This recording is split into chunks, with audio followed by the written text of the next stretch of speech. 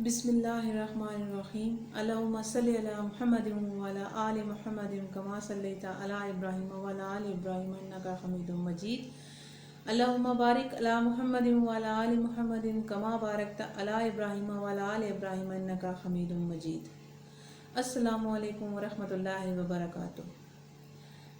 میں دعا کرتی ہوں اللہ تبارک و تعالیٰ سے کہ جو لوگ مجھے سن رہے ہیں، دیکھ رہے ہیں، اللہ تبارک و تعالیٰ ان کی زندگیوں میں خوشیاں لائے، وہ سلامت رہیں۔ اللہ تبارک و تعالیٰ آپ کی زندگیوں میں آسانیاں ہی آسانیاں پیدا کر دے اور ہم سب کو ہدایت پہ چلنے کی توفیق عطا فرما دے۔ آمین ثم آمین یا رب العالمین۔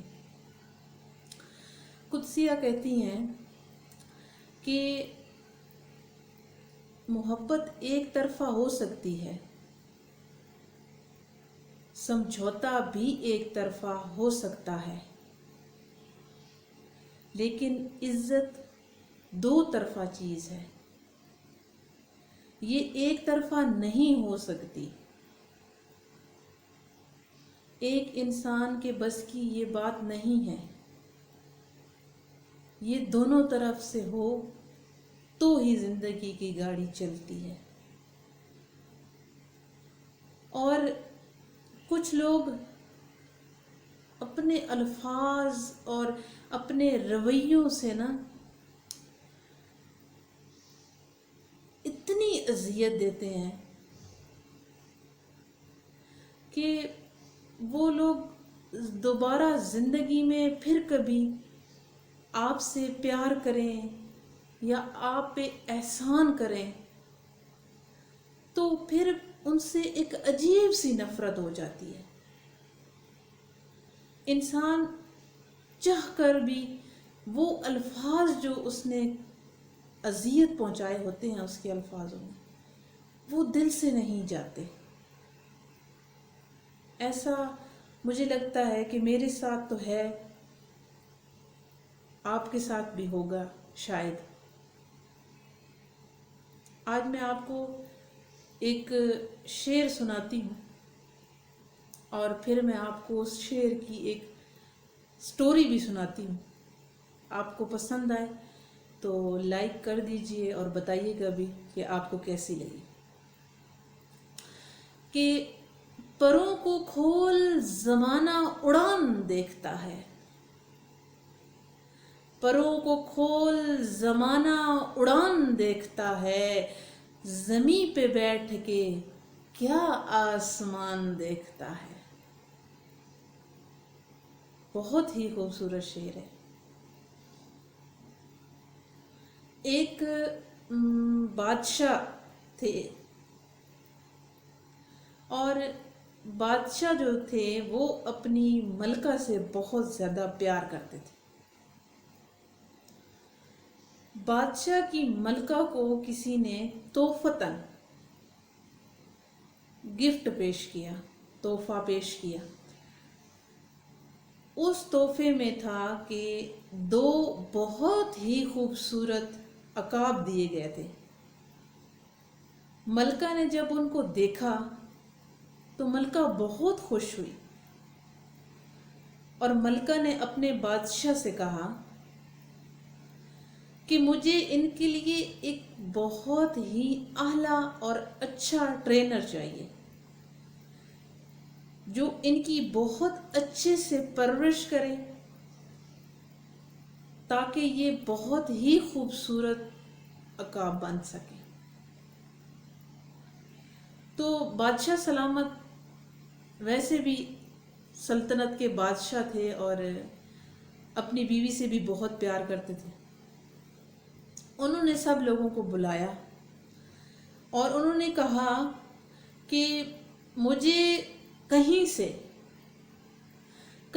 کوئی ایسا بندہ ڈھونڈ کے لا دو جو ان عقاب کی بہت اچھے سے ٹریننگ کر سکے۔ سب لوگ ڈھونڈنے لگ گئے۔ جدوجہد کے بعد ایک شخص مل گیا ان کو، اس کو دربار میں لایا گیا۔ وہ بادشاہ سلامت کی خدمت میں حاضر ہوا سلام پیش کیا اور بادشاہ سلامت سے کہا کہ آپ نے مجھے بلایا تھا۔ تو بادشاہ سلامت نے اس کو وہ 2 عقاب دے دیے اور کہا کہ یہ میری بیوی کو بہت پسند ہے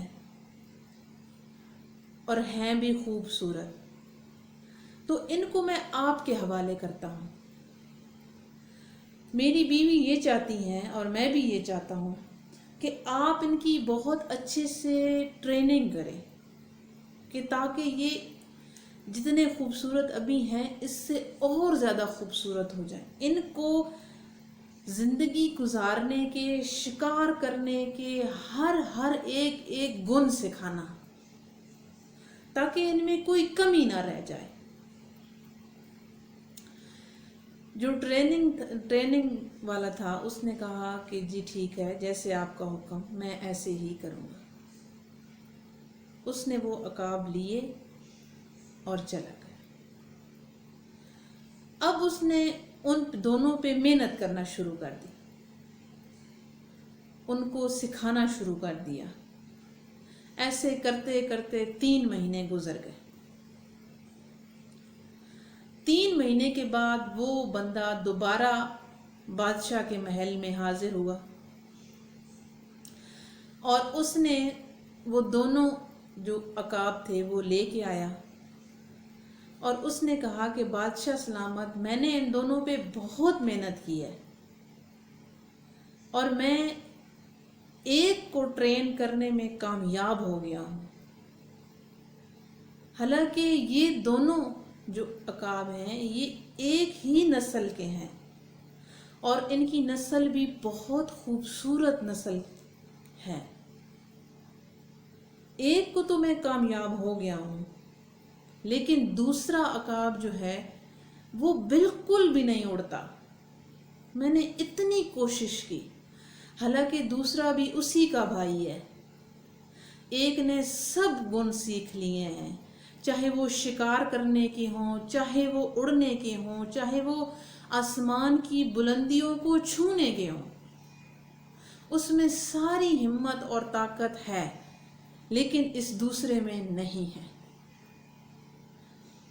بادشاہ سلامت پریشان ہوئے کہ یہ کیا ماجرا ہو گیا۔ انہوں نے اپنے لوگوں کو کہا کہ کوئی ایسا بندہ ڈھونڈو جو اس عقاب کو سمجھ سکے کہ اسے آخر مسئلہ ہے تو ہے کیا، یہ کیوں نہیں اڑ سکتا۔ بہت جد و جہد کی گئی، بہت لوگوں کو تلاش کیا گیا، پوچھا گیا، آخر کار ان کو ایک آدمی مل گیا۔ جب اسے دربار میں لایا گیا تو بادشاہ سلامت اسے دیکھتے ہیں تو وہ ایک بہت ہی غریب سا بندہ تھا۔ اس نے کہا کہ بادشاہ سلامت، اس کو میں اڑا سکتا ہوں۔ بادشاہ نے کہا کہ اگر آپ اسے اڑا سکتے ہیں تو یہ آپ کی ہمت ہے، ورنہ اتنا بڑا ٹرینر ہار مان چکا ہے اس کے آگے، لیکن یہ ٹس سے مس نہیں ہوا۔ اس بندے نے وہ عقاب لیا اور چلا گیا۔ جہاں پہ ٹریننگ وہ دیتے تھے یا وہ عقاب بیٹھتے تھے، وہاں ایک شاخ تھی جس پہ وہ عقاب بیٹھا کرتے تھے۔ ایک جو تھا وہ اپنی ٹریننگ میں مشغول تھا، اپنے اڑان میں، اپنے شکار میں، ہر چیز میں نمبر 1 تھا۔ دوسرا وہاں سے اڑنے کا نام نہیں لیتا تھا، وہ اسی جگہ چپک کے بیٹھا ہوا تھا۔ تو اس آدمی نے کیا کیا؟ اس آدمی نے اس شاخ کو کاٹ دیا جہاں پہ وہ عقاب بیٹھتا تھا۔ جب اس نے اس شاخ کو کاٹا تو مجبوراً اس عقاب کو اڑنا پڑ گیا، اور جب وہ اڑا تو اسے اچھا لگنے لگ گیا۔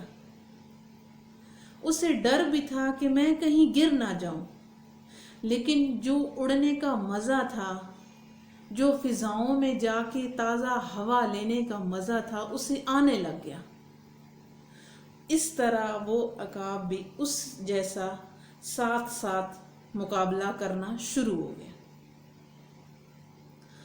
تو اس جو میں نے آپ کو واقعہ سنایا ہے نا، اس کا اگر آپ مطلب سمجھ میں آیا ہو نا، تو وہ یہ کہ دیکھیں سارے انسان ایک جیسے ہیں،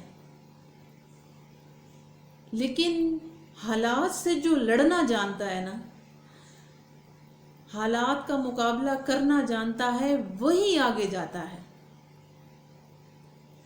جب آپ نے دریا پار کرنا ہے اور آپ کے پاس کوئی سہولت موجود نہیں ہے کسی چیز کی، تو آپ نے پانی میں اترنا ہوگا۔ اگر آپ نے غوطہ خور بننا ہے تو پانی میں اترنا ہوگا۔ اگر آپ نے کسی منزل تک پہنچنا ہے تو منزل کے راستے جو کٹن ہیں، جو مشکلیں ہیں، جو پتھر ہیں، جو رکاوٹیں ہیں، ان سب کو فیس کرنا ہے۔ یہ بھی اسی طرح کا ہے۔ اور اس شعر کا بہت خوبصورت اور یہی مطلب ہے کہ پروں کو کھول زمانہ اڑان دیکھتا ہے، کہ پروں کو کھول زمانہ اڑان دیکھتا ہے، زمیں پہ بیٹھ کے کیا آسمان دیکھتا ہے۔ اسی شعر کے ساتھ اختتام کروں گی اور دعا کرتی ہوں اللہ تبارک و تعالیٰ سے، اللہ تبارک و تعالیٰ آپ سب کو خوش رکھے، سلامت رکھے۔ اللہ تبارک و تعالیٰ ہم سب کی زندگیوں میں سکون لائے، خوشیاں لائے۔ اللہ تبارک و تعالیٰ ہم سب کو ہدایت کے راستے پہ چلنے کی توفیق عطا فرمائے۔ آمین ثم آمین۔ جزاک اللہ، بہت بہت شکریہ۔ اللہ حافظ۔